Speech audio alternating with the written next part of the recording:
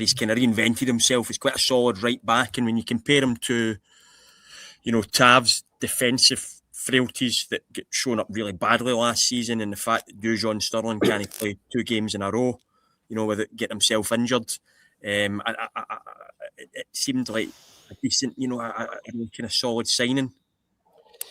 I think solid, steady, reliable. Those are all the kind of words you would use with Ross McCrorie, Douglas. And from that point of view, I think a decent signing. I mean, I don't know about you, but I mean, I don't see Ross McCrorie coming in and being Rangers' first choice right back every week, as a replacement for James Tavernier. As you say, you've obviously got Dujon Sterling still there.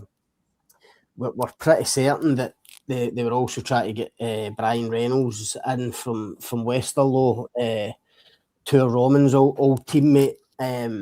Rangers had a bid in for Reynolds, American international right back.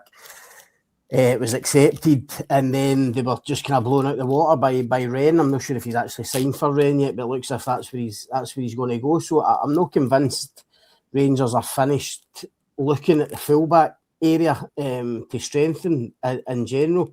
Obviously, on the other side of the pitch, Romans will be first choice.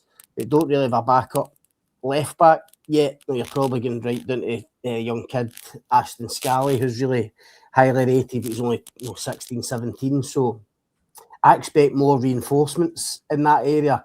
As you say, with Sterling, you're not sure about his fitness. I think he's somebody that Derek McInnes might try and get a hold of individually, and Fraser will probably know a bit more about this than me, but I think last season what McInnes did with Craig Halkett, who had injury problems and was in and out of the team and couldn't find his best form, I think the manager probably has to try and do something like that with Dujon Sterling. I think when Sterling plays and is at his best, he's a pretty good right back for Rangers. So I see McCrorie.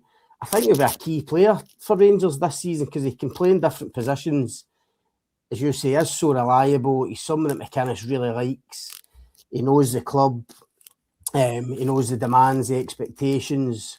I think he's got leadership skills, as you say, he's improved in the last couple of years at Bristol City. So I think he will be a key player, but whether he'll be a first choice every week, I'm not so sure.